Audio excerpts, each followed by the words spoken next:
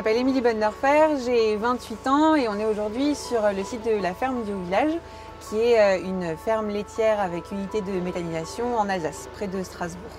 Alors la ferme en elle-même existe depuis le XVIe siècle. La famille Chris, du coup, qui est la famille de Florian, mon conjoint, est arrivée sur la ferme en 1865. Mon beau-père avait repris la ferme dans les années 80 et en fait depuis la ferme a continué de se développer.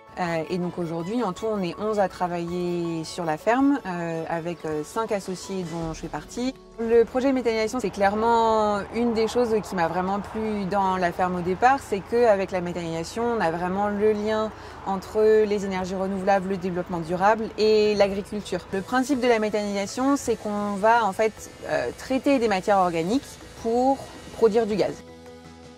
La première étape déjà, c'est d'avoir des matières. Nous, sur la ferme, on a choisi de ne traiter du coup que des déchets.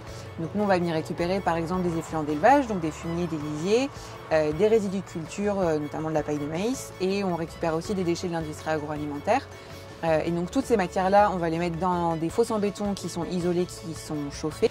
Et en fait, on est dans un milieu fermé, sans oxygène, et on va avoir des micro-organismes qui vont venir dégrader la matière organique et produire du gaz dans le cadre de leur métabolisme. On produit 200 normomètres cubes de gaz par heure, voilà ce qui est un peu le volume standard, et c'est en fait l'équivalent de 5000 litres de fuel par jour qui sont produits sur site en termes de potentiel énergétique. 5000 litres de fuel, c'est l'équivalent de la consommation d'une très grande maison sur tout un hiver. C'est important pour une mutuelle comme Mutualia de valoriser ce genre de projet parce que ça permet de faire connaître au grand public le monde de l'agriculture de manière générale et plus particulièrement les nouvelles méthodes environnementales utilisées par l'agriculture dans les territoires. Donc, en fait, ce qu'on va faire avec les agriculteurs, c'est qu'on va récupérer leurs effluents d'élevage et la paille de maïs qu'on va traiter sur site et en échange, on va leur rendre du digestat au champ. Alors pour moi, la méthanisation, c'est vraiment une filière d'avenir, c'est-à-dire que en termes de diversification des activités, de création d'emplois, de valorisation de déchets, entre guillemets, que ce soit des matières agricoles ou des déchets au niveau du territoire. Aujourd'hui, pour nous, la méthanisation, sans notre élevage, elle n'a pas de sens. Ça s'intègre vraiment dans un cycle complet. Donc c'est vraiment ce lien-là qui, pour nous, fait prendre tout son sens au projet.